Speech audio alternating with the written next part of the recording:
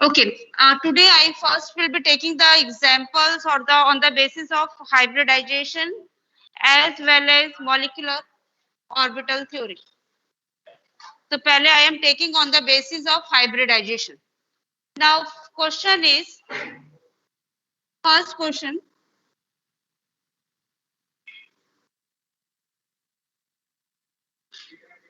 hybridization of phosphorus या of carbon in CH4. तो first thing, जब भी आपको जो शॉर्टकट मेथड है, आप सिंगल बॉन्ड देखोगे CH4 का structure, you should be knowing structures mean CH4 carbon के पास 4 ही वैलेंस इलेक्ट्रॉन्स होते हैं, carbon is having only 4 valence. आप कैमरा स्विच ऑफ करके ऑन कर सकते हैं, ब्लर आ रहा है बोर्ड। मैं कर देती हूँ।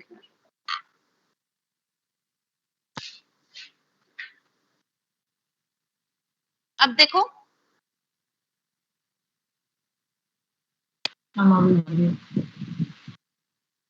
तुम अपना देखो बेटा एक बार, मैं स्पॉट वो कर देती हूँ, रिकॉर्डिंग स्टार्ट करके स्पॉटलाइट कर देती, या वैसे स्पॉटलाइट कर देती। हम ब्लर आ ही रहा है, स्कूल का नेट खराब है। अब देखो,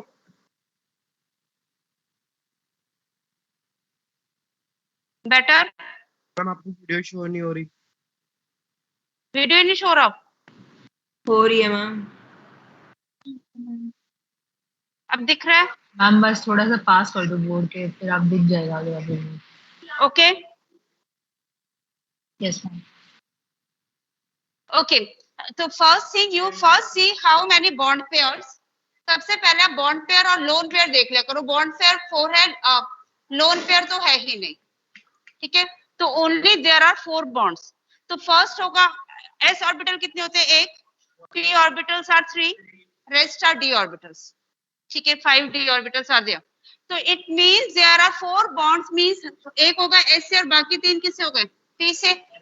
So hybridization of the carbon will be sp3, ठीक है? So what you have to see the lone pair and bond pairs, ठीक है? तो hybridization में आपको एक चीज ध्यान रखनी है, there are few points you have to keep in mind.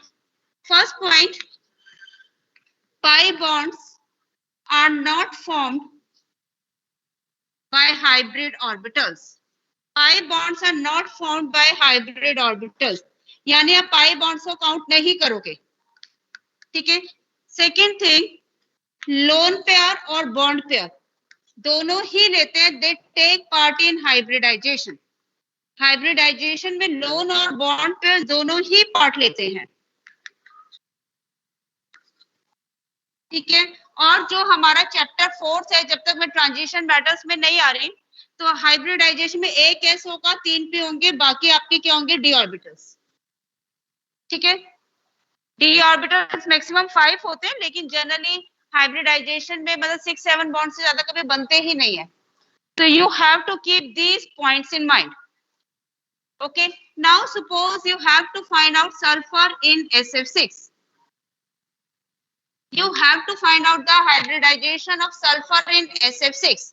Fluorine के साथ सिंगल बॉन्ड्स, SF6 मींस आपके 6 तो बनेंगे sulphur fluorine bond pair, single bond बनेगा ना। 6 है फ्लोरीन, तो 6 sulphur fluorine bond pair. Now sulphur has how many valence electrons? Sulphur के पास वैलेंस इलेक्ट्रॉन्स कितने हैं? 2, 8 and 6। तो sulphur is having 6 valence electrons and all the 6 are taking part in hybridization. So is there any lone pair? No. So it means आपके 6 bond pairs है और 0 lone pair है। तो what will be the hybridization? S 3 हो गए, P 4 हो गए, 2 D2, एक S 3 P 1 + 3 + 2, ठीक है? 1 + 3 + 2 मींस sp3d2। तो कई बार आपको ना फॉर्मूलेस बताते हैं, आपके कोचिंग में तो हमेशा फॉर्मूलेस कराते हैं, लेकिन फॉर्मूले से कई बार बच्चों से होता भी नहीं। तो I always tell you the simplest way. आपके क्योंकि सीबीएसई में कोई कॉम्प्लिकेटेड केसेस तो है ही नहीं, अब और अभी हम ट्रांजिशन मैटर्स भी नहीं करें, तो 11th क्लास के हिसाब से ओके, क्लोरीन इन ClF3, ठीक है? अब याद करो क्लोरीन की कॉन्फ़िगरेशन क्या होते हैं? 2, 8, 7। वैलेंस में 7 इलेक्ट्रॉन्स है. Now ClF3 means it is forming single bond with fluorine. Halogens always form single bond. So there are 3 single bonds. यानी there are 3 bond pairs. So out of 7 electrons 3 ने bond pair बना लिए. अब कितने lone pair बचे? 4 electrons are left. It means there are 3 bond Lone pairs pairs. and 2 lone pairs. So total हो गए आपके 5. 5 means sp3d. Okay. And what is the geometry of sp3d hybridization? What is the geometry? sp3d means triangular pyramid, bipyramidal. और जो आपके chlorine है lone pair आपके maximum angle पर आएंगे and these will be the fluorine. So all this is actually related to the Vesper theory. अगर आप 1 marker के हिसाब से करें तो you can relate hybridization to the VSEPR theory में जो आप करते हो कितने लोन पेयर है कितने बॉन्ड पेयर हैं. ठीक है, तो आपका जो VSEPR theory that is a very very important concept. Next one. Okay, let's move further. Xenon in HCF4. ये सारे आपके S और P ब्लॉक एलिमेंट्स, आपको D ब्लॉक के लिए नहीं है ये. ठीक है, Xenon in HCF4. फ्लोरीन, एक मिनट, फ्लोरीन के साथ क्या बनेगा? Single bonds. For Xenon fluorine single bonds. Xenon के पास कितने वैलेंस इलेक्ट्रॉन्स होते हैं? नोबल गैस है, 8 वैलेंस इलेक्ट्रॉन्स. यस और no? So xenon has 8 valence electrons, 4 of them are forming the single bonds. How many lone pair? 2 lone pairs. Is it okay? So what is the hybridization? So 4 bond pairs, 2 lone pairs. First S, next P, sp3d2. sp3d2. अच्छा, sp3d2 की shape क्या होती है? Geometry octahedral. 6 का मतलब octahedral. So geometry is octahedral. Octahedral means all the angles are of 90 degree. Now there are 2 lone pairs and 4 bond pairs. तो octahedral में हमारे 4 होते हैं स्क्वायर में, एक होते हैं ऊपर और एक होते हैं नीचे. तो सारे एंगल सेम है, लेकिन जब भी हम लोन पेयर को ध्यान रखते हैं हम थोड़ा सा देखते हैं कि सिमेट्रिकल हो.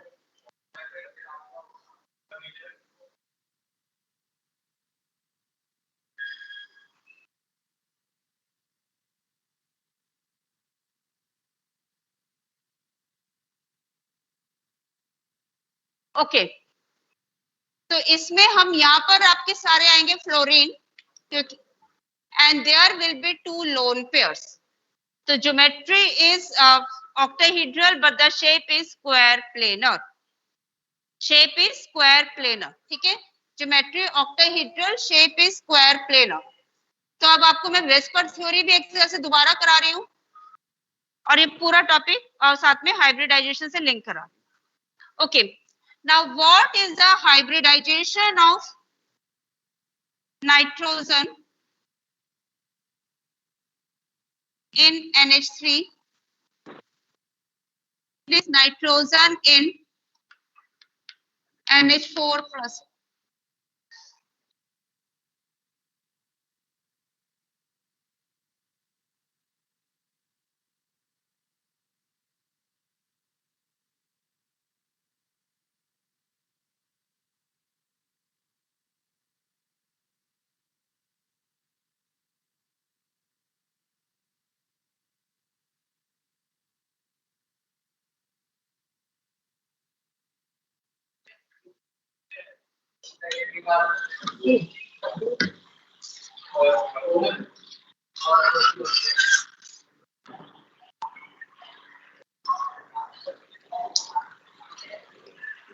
Okay. Now first, Three. yes, क्या होगी? sp3. क्यों? एक तो हमें दिख रहा है कि 3 तो बॉन्ड पेयर्स हो गए between nitrogen and hydrogen. Nitrogen के पास होते हैं वैलेंस इलेक्ट्रॉन्स होते हैं 2 8 5. There are 5 valence electrons. तो 1 हो गया लोन पेयर. ठीक है, टोटल हो गए 4. 4 means sp3. Next is nitrogen in NH4 plus. sp3 वो भी ये भी sp3 है। NH4 प्लस मीन्स नाइट्रोजन ने 4 बॉन्ड्स फॉर्म कर लिए and it is having a positive charge. तो लोन पेयर तो रहा ही नहीं ना, क्योंकि पॉजिटिव चार्ज कैसे आते हैं इसका ध्यान से देखो। ये मेरे को मालूम है अमोनिया ये होते, this is my ammonia, this is my ammonia, nitrogen is having a loan pair और ये एक हाइड्रोजन के साथ यानी H प्लस के साथ कंबाइन कर रहा है। NH4 plus means ammonia plus H plus, NH4 plus means ammonia and H plus. ठीक है, अब हाइड्रोजन के पास इलेक्ट्रॉन्स लिए तो how will form a bond, nitrogen will form a coordinate covalent bond with H plus. The nitrogen is having 4 bond pairs. In this case, there are 4 bond pairs. ठीक है, 4 bond pairs means sp3. Clear? हम coordinate covalent bond में वो दोनों अपने ही देता है ना? हाँ, दोनों अपने ही देते हैं, but that is considered as a normal covalent bond. ठीक है, बाकी किसी चीज में कोई फर्क नहीं आता, but sharing is only done by one of the electrons. तो ये आपका एक इंपॉर्टेंट क्वेश्चन है, कहीं है एनसीईआरटी में, मुझे ध्यान नहीं आ रहा कौन से चैप्टर में। Okay, next one, same way BCl4 minus, BCl4 minus, what is the hybridization of boron? sp3। Boron ने कितने बॉन्ड्स फॉर्म किए, बोरॉन का पहले एटॉमिक नंबर थोड़ा सा मालूम होना चाहिए। बोरॉन के पास है 3 वैलेंस इलेक्ट्रॉन्स, लेकिन BCl4 में 4 फॉर्म कर रहे हैं, लोन पेयर तो नहीं है ना, ऑब्वियसली 3 वैलेंस इलेक्ट्रॉन्स है तो लोन पेयर नहीं है। तो BCl4 means BCl3 plus Cl minus. ठीक है ना, BCl3 का मतलब है कि BCl3 प्लस Cl माइनस, यानी एक क्लोरीन ने दिया है तो एक Cl माइनस है जिसने अपना शेयर किया, तो हाइब्रिडाइज 4 बन गए ना, तो hybridisation will be sp3। Okay, अब मैं थोड़ा कार्बन कंपाउंड्स पर आ रही हूँ क्योंकि ऑर्गेनिक भी उससे कवर हो जाएगी। ऑर्गेनिक में भी आपका हाइब्रिडाइजेशन का general concepts. Now question is number of sp2 hybridized, number of sp2 hybridized carbon atoms, number of sp2 hybridized carbon atoms in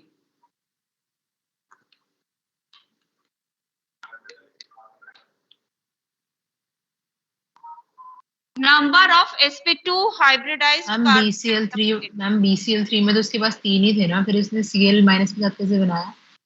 boron की अगर मैं कॉन्फ़िगरेशन लूंगी, बोरॉन होते हैं 1s2 2s2 2p1।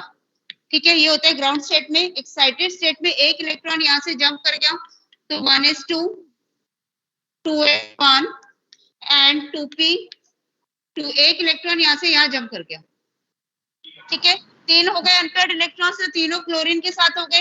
अब इसके पास एक p ऑर्बिटल्स वेकेंट बचा है, तो जो Cl माइनस है वो अपने दोनों के दोनों इलेक्ट्रॉन्स इस वेकेंट ऑर्बिटल में दे देगा। It was having a vacant p orbital. ठीक है, तो Cl माइनस जो है उसके पास negative charge, it means it is having extra um electron. इसको भी हम कोऑर्डिनेट कोवेलेंट बॉन्ड बोल सकते हैं। हाँ, ये कोऑर्डिनेट कोवेलेंट बॉन्ड ही है। कोऑर्डिनेट कोवेलेंट बॉन्ड यहाँ पर कौन बना रहा है, Cl माइनस। ओके मैम, ठीक है, मैम वो कार्बन वाले का 3 है answer.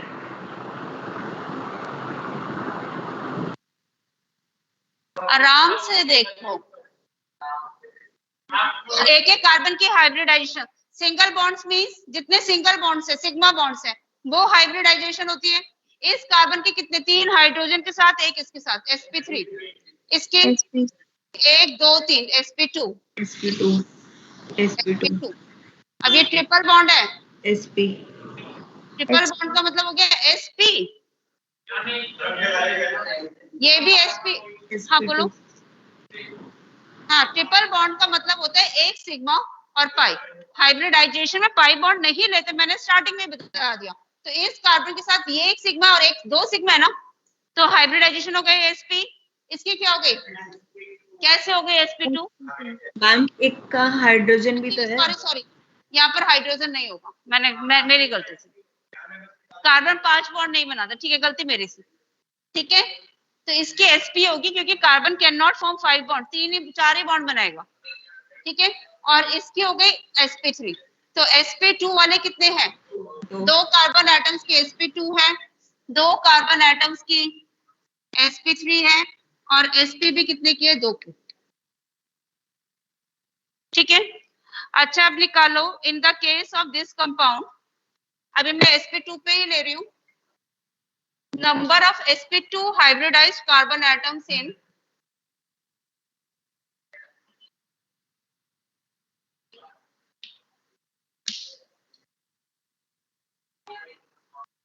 number of sp2 hybridized carbon atoms in benzene। अच्छा एक काम करो, पहले बेंजीन में निकालो। Let's calculate in benzene first. You have to calculate number of sp2 hybridized carbon atoms in benzene।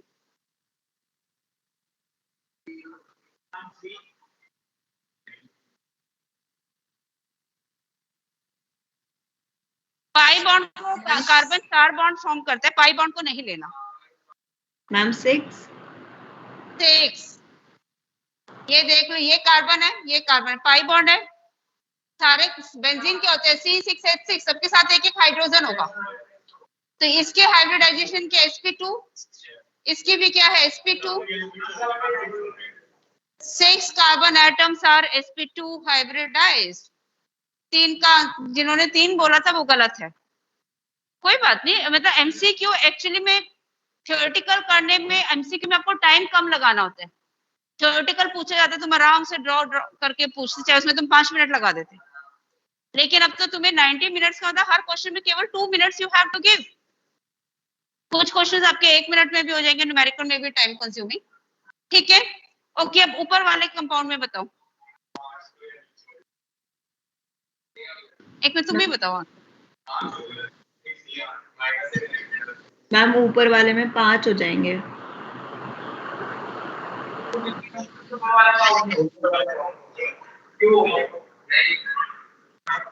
पांच क्यों हो जाएंगे, जरा मुझे बता दो। मैम 6 ही रहेंगे। 6 है। ये कार्बन देखो, लेट्स सी दिस कार्बन, जहां पर भी एक पाई आ गया यानी वो sp2 है। डबल बॉन्ड का मतलब कार्बन कंपाउंड्स में अगर डबल बॉन्ड का कार्बन के साथ एक ही डबल बॉन्ड है मींस sp2, ट्रिपल बॉन्ड है मींस sp। कार्बन के साथ अगर ट्रिपल बॉन्ड है sp, डबल बॉन्ड है sp2, तो 1 2 3 4 5 6, वो तो अलग है कार्बन। बेंजीन रिंग में तो 6 है। अब ये जो है CN means C triple bond है, इसकी क्या है? ट्रिपल बॉन्ड का मतलब sp। तो एक कार्बन है sp और 6 कार्बन एटम्स है sp2।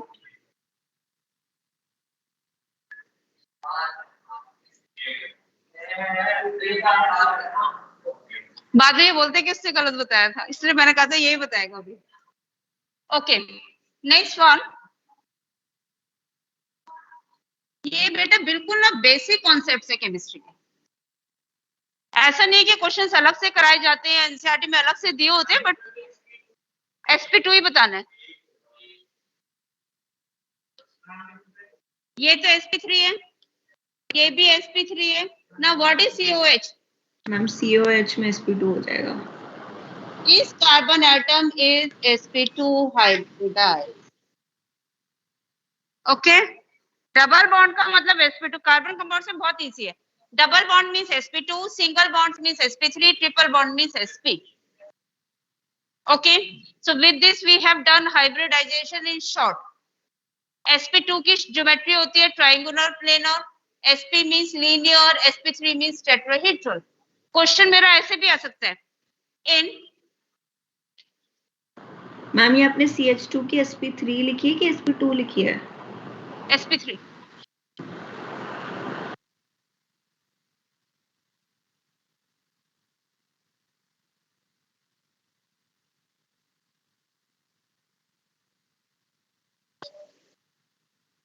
ये मैंने एमसीक्यू में नहीं दिया अभी, आंसर में ऑप्शंस हो सकते हैं। You have to find out the geometry of each carbon atom. Instead of hybridization I am asking you geometry.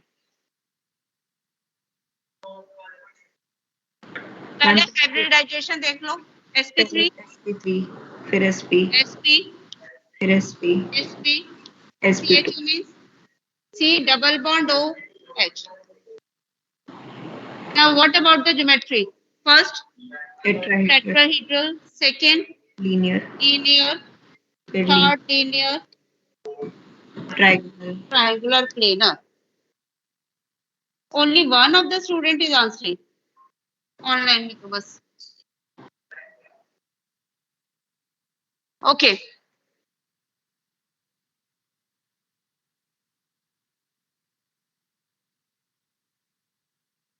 Now I am coming to the molecular orbital theory. और मुझे लग रहा है कि I should be explaining first the molecular orbital theory again in short, and then I will be coming to the questions. ठीक है? Theory अच्छे से clear होनी चाहिए. अच्छा, now before we are moving to the theory, first tell me कि which of the orbitals form sigma bonds, positive overlap, negative overlap. If there are two, sigma bond कब बनता है? What is the condition for the formation of a sigma bond? S plus S Hadron orbitals, overlapping. they always form sigma bonds. S or S नहीं, PZ or PZ orbitals, they always form sigma bonds. Pi bond कौन form करता है? PY, PZ. अच्छा, ये हमने condition कब ली है? What we are assuming? Z as internuclear axis. Z is internuclear axis. ठीक है? If we are taking the Z as internuclear axis, in this case, these are the orbitals. अच्छा, which type of orbitals do not overlap? Zero overlap किस में होता है? Zero overlap. PZ में हो गया. एक X और PY करेगा तो it will be zero overlap. Then PY PX plus PZ, zero overlap. PY plus PZ, zero overlap, and so on. ठीक है? तो p orbitals में zero overlap कब possible है? If they are not having the same geometry, axis different. Ma'am PY नहीं करेंगे, sigma वो पाई नहीं बनाएंगे फिर वो. PY and PY, sorry मैंने गलत किया. ठीक है? Yes, ma'am. In these cases there is a zero overlap. Okay. Now according to the molecular orbital theory, just go through the main points of the NCERT thoroughly. ठीक है? आपको जो chemistry में हॉट पेपर, हॉट क्वेश्चंस और simple questions सभी NCERT में होते हैं. Hot questions are in between the lines, so you have to read each and every line of the NCERT thoroughly. Now if I am taking, सबसे पहले ये ध्यान रखो कि number of bonding molecular orbitals या number of molecular orbitals formed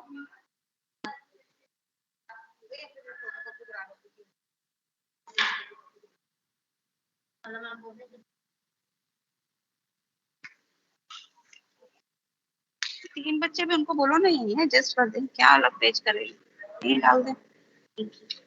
ठीक है? Okay.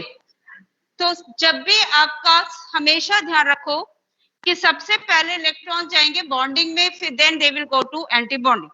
Now if 1s and 1s are combining, 1s and 1s से बनते हैं bonding 1s, anti bonding 1s. 1s plus 1s में एक बनेगा बॉन्डिंग और एक बनेगा anti bonding. Electrons will first go into bonding and then into anti bonding. अगर 2s और 2s होगा तब भी ठीक है. Now if I am taking is 2p plus 2p, अब इसमें आपके कुछ बॉन्डिंग बनेंगे, कुछ एंटी बॉन्डिंग. तो pz और pz, तो सिग्मा 2pz, px और py orbitals are forming pi 2px is equal to pi 2py. तो तीन आपके बन गए बॉन्डिंग. ठीक है? और तीन बनेंगे एंटी बॉन्डिंग. अभी मैं एनर्जी नहीं बता रही, I am simply telling you like this. ठीक है? तीन आपके बन गए क्योंकि p ऑर्बिटल्स तीन होते हैं, px, py एंड pz. तो एक के तीन ऑर्बिटल्स और दूसरे के भी तीन, दो कंबाइन किए ना. इट मींस आप जैसे यहाँ पे तो एक ऑर्बिटल था, एक से p ऑर्बिटल्स तीन होते, तो 3 + 3 6, टोटल 6 ऑर्बिटल्स बनेंगे. 6 में आपके 3 बनेंगे बॉन्डिंग और 6 बनेंगे आपके 3 बनेंगे एंटी बॉन्डिंग. अच्छा, अब इनमें से किसकी एनर्जी कम होती है? बॉन्डिंग की, उसके ज्यादा एनर्जी होती है एंटी बॉन्डिंग की। तो bonding orbitals always have the less lower energy than the anti bonding. Okay, अब जब आपका ऑर्डर की बात करें, टिल नाइट्रोजन, ठीक है, ऑक्सीजन से पहले पहले ऑर्डर ऑफ कोई भी मॉलिक्यूल हो till nitrogen, order is bonding 1 is, then anti bonding 1 is, then bonding 2 is, anti bonding 2 is. इसके बाद now what is the order? pi 2px equals to pi 2py. Pi 2px is equal to pi 2py, then sigma 2pz. पहले सारे bonding ही आएंगे, उसके बाद कहाँ जाएंगे? Anti bonding. और एक चीज आप सिंपल सा ध्यान रखो, आपका एमसीक्यू बेस्ड पेपर है तो डायग्राम तो बनाने को नहीं आएगा ना।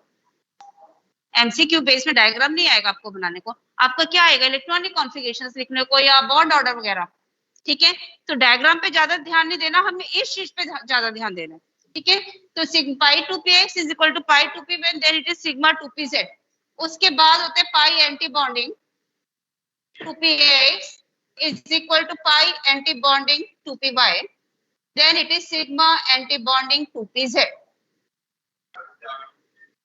मैम फिर सिग्मा स्टार 2s में और कॉमा लगाए तो वो दोनों सेम एनर्जी क्यों है? नहीं, कॉमा वैसे लगा दिया, इंक्रीजिंग ऑर्डर, जहाँ इक्वल टू का होता है ना वहां सेम एनर्जी होती है, ठीक है। ओके मैम ये कॉन्फ़िगरेशन तो नाइट्रोजन तक ही है ना? हाँ, this is only valid till molecules up to atomic number 7, total electrons 14, nitrogen में 14 इलेक्ट्रॉन्स हो गए, ठीक है। अब इसके अच्छा मॉलिक्यूलर ऑर्बिटल केवल आपको नियॉन तक ही करनी है, क्योंकि molecular orbital theory is little bit complicated, तो we have to do only up to atomic number 10, neon तक करना है, ठीक है। अच्छा, अगर आपका ऑक्सीजन आ गया, फ्लोरीन आ गया और नियॉन आ गया, ये मॉलिक्यूल्स आ गए, तो इस केस में z आगे आ जाएगा। Bonding 1 is, anti bonding 1 is, bonding 2 is, anti bonding 2 is, केवल डिफरेंस बॉन्डिंग इसमें पड़ता है बस, this is the only difference,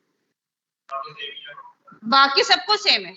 in molecule को हम सैंडविच बोलते हैं, सैंडविच स्ट्रक्चर। सैंडविच कैसे बना मैं बताती हूँ, केवल यहाँ पर चेंज है 2pz, then pi 2px is equal to pi, जो है ना सिग्मा 2pz दिखा दिया, देन पाई 2px।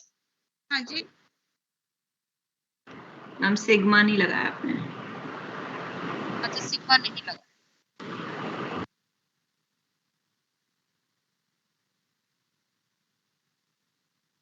तो अब आप इसको मैं केवल फर्क कहाँ पर आया? Only the difference is here, ठीक है, केवल इतना पोर्शन डिफरेंस है। अच्छा, मैं इसको कैसे याद करती हूँ, क्योंकि हम कंफ्यूज हो जाते हैं। मेरा याद करने का तरीका है कि पाई बॉन्डिंग और एंटी बॉन्डिंग दोनों पास पास आएंगे, पहले पाई बॉन्डिंग आएगा फिर एंटी बॉन्डिंग आएगा, ठीक है। तो बॉन्डिंग अगर पाई बॉन्डिंग आ गया फिर पाई एंटी बॉन्डिंग हो गया, तो सिग्मा कहाँ गया? पहले आएगा सिग्मा 2pz। तो इसको मैं इस तरह से याद करती हूँ कि अगर मेरे ये मॉलिक्यूल्स हैं तो इनका सैंडविच स्ट्रक्चर होता है,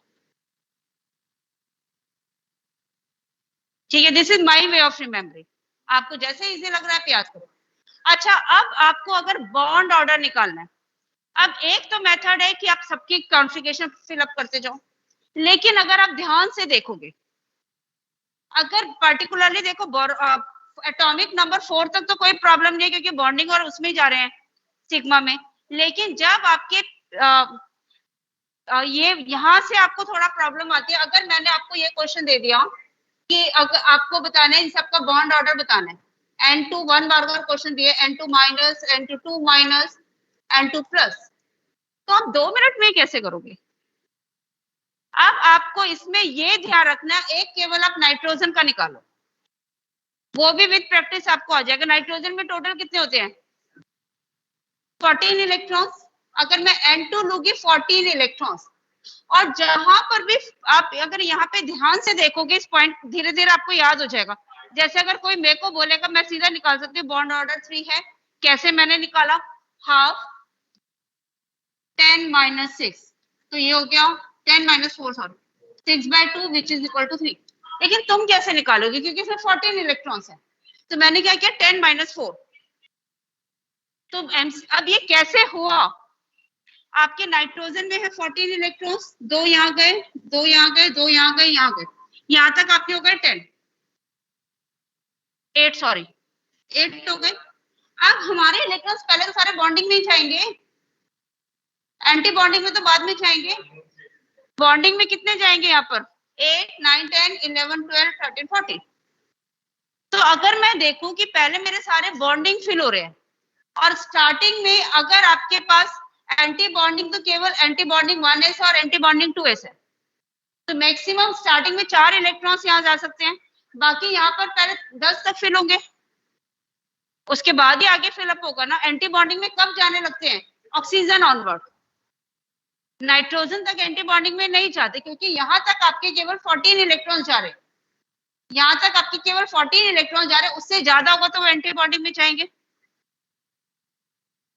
ठीक है, तो अगर मेरे को बॉन्ड ऑर्डर बोला N2 के अंदर हाफ बॉन्डिंग में Nb फॉर्मूला होता है हाफ Nb माइनस Na, तो पहले 10 इलेक्ट्रॉन्स तो आपके बॉन्डिंग में जाएंगे, उसके बाद जितने हैं वो किस में जाने लग जाएंगे, एंटी बॉन्डिंग में। तो 10 - 4 हो गया, तो ये हो गया मेरा 3। N2 माइनस बॉन्डिंग यहाँ पे केवल 10 से कभी ज्यादा हो ही नहीं सकते, देखिए सारे बॉन्डिंग खत्म हो गए, बाकी तो एंटी बॉन्डिंग ही है ना। तो इसमें मेरे हैं इलेक्ट्रॉन्स 15, 10 आ गए बॉन्डिंग में, 10 - 5, तो ये हो गया 2.5। N2 2 माइनस हाफ 10 - 6, इसमें टोटल होते हैं 16 इलेक्ट्रॉन, तो ये आ गया 2। मैम ये 2.5 का बॉन्ड बनेगा कैसे? बनेगा कैसे मतलब, आयन होते हैं बेटा, ये आयन होते हैं, अनपेयर्ड इलेक्ट्रॉन होते हैं इनके पास। तो रिप्रेजेंट कैसे करेंगे, जैसे N2 2 माइनस का तो फिर डबल बॉन्ड से कर देंगे, 2.5 का कैसे करेंगे?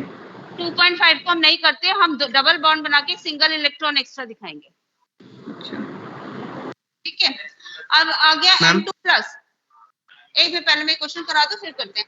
N2 प्लस, अब N2 प्लस में आपके इलेक्ट्रॉन्स रह गए 13, तो कम तो यहाँ बॉन्डिंग से होंगे ना, एंटी बॉन्डिंग तो 2 और 2 सिग्मा 2s तक ही थे। ठीक है, कम कहां से होगा,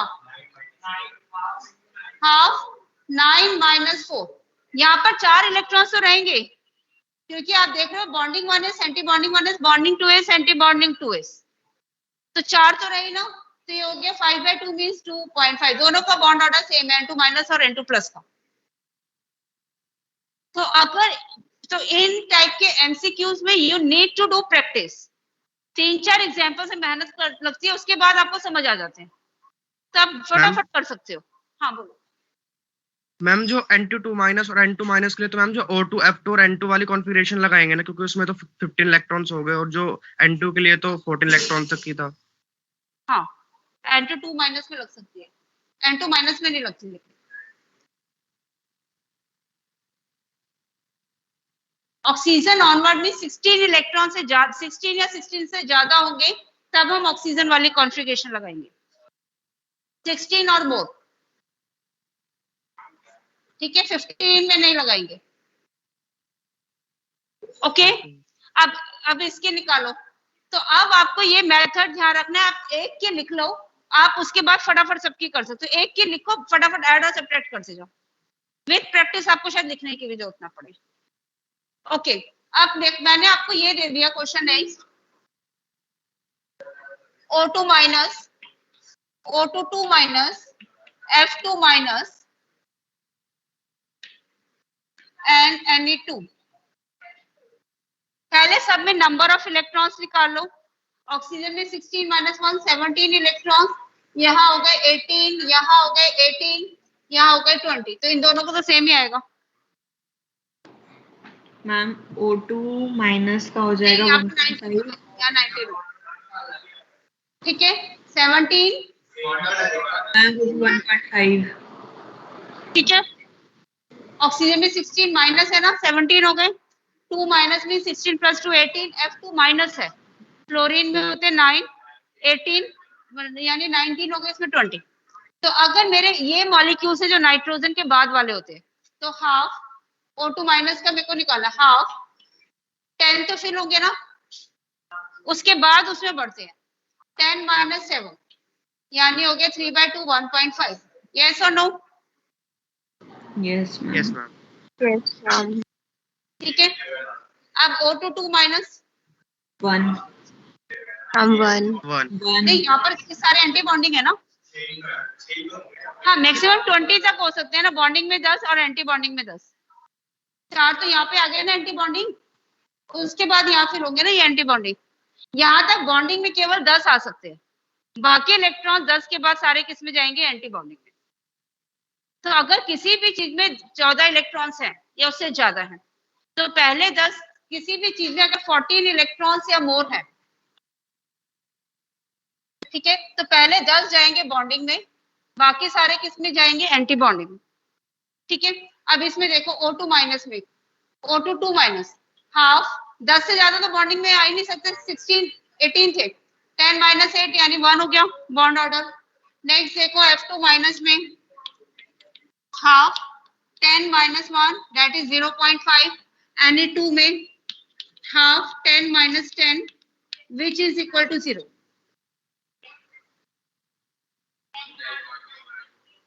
-9. ठीक है.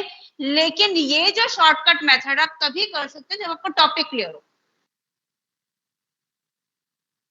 जिनका टॉपिक अच्छे से क्लियर है उनके लिए, क्योंकि आपको एमसीक्यू में इसी चीज के तो नंबर मिल रहे हैं. तो ये एमसीक्यू की थोड़ी सी प्रॉब्लम भी है कि आपको कॉन्सेप्ट क्लियर होके उसके बाद शॉर्ट ट्रिक्स लगानी है. ठीक है. अच्छा, अब इसका निकालो जरा एक बार. ये तो मैंने 14 से ज्यादा वाले बोले ना. अगर आपको इनका बॉन्ड ऑर्डर निकालना है, चलो B2 C2 C2 प्लस, आपको इनका बॉन्ड ऑर्डर निकालना है.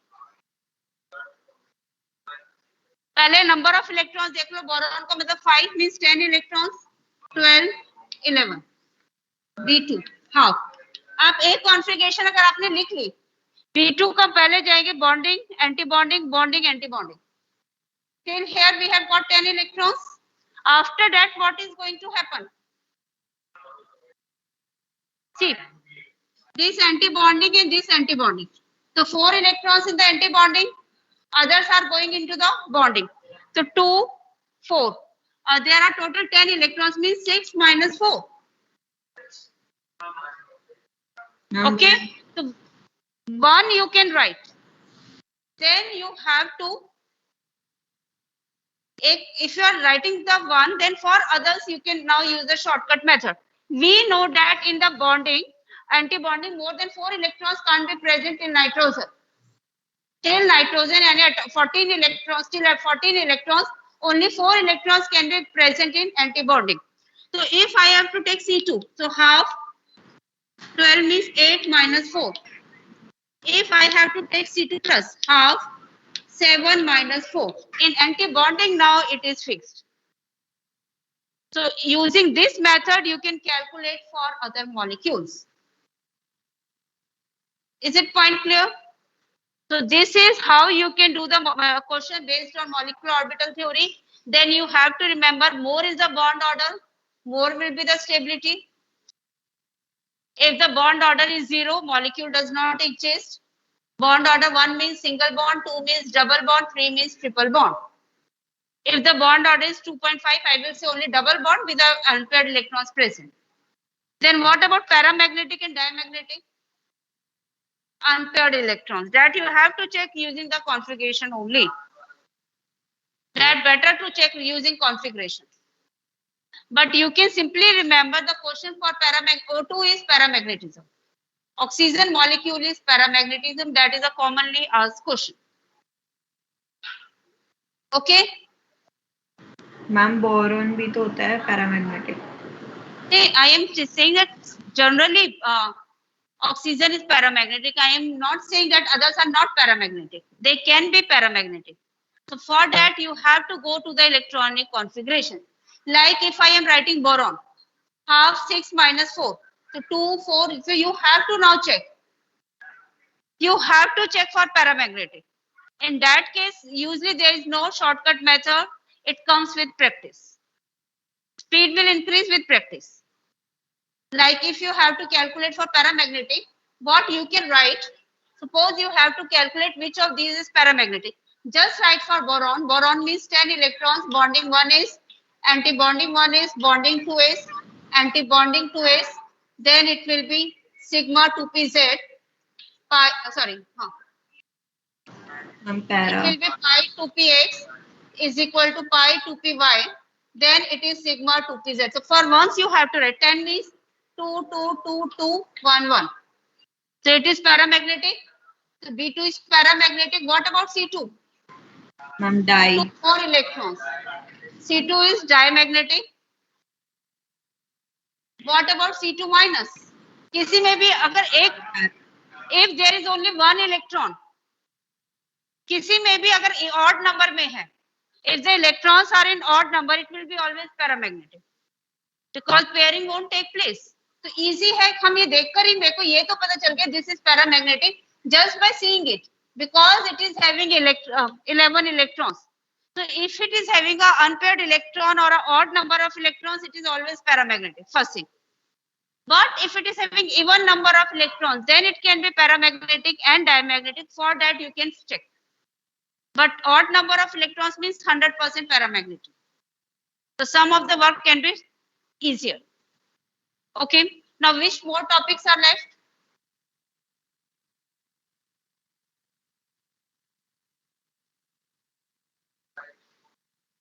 From hydrogen bonding. Okay, hydrogen bonding. Yes. Hydrogen bonding. Okay, first question. Let me clear the concept. What's the time? 10:30. Okay, time is up.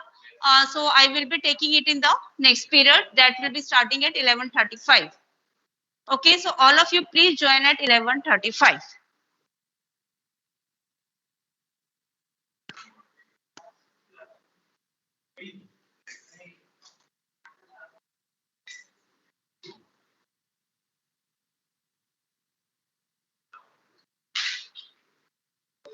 Ma'am इस chapter का resonance भी बचा है ना अभी. Resonance, I think I have covered in organic also. Okay, if you want, I will take. That's not an issue. Okay, further tomorrow there won't be any chemistry class by me because class 12 practicals are there. Then which chapter you want to revise? Chapter 2? Yes, ma'am. Okay. After this, I will be taking chapter 2. So for the starting, you can do up to the. Ma'am, Okay, quantum chapter 2 before quantum. Yes, ma'am. Using, but before quantum means do the Heisenberg uncertainty principle and all these. We have to try to cover as much as possible. Let's see. Okay, so I am leaving the class.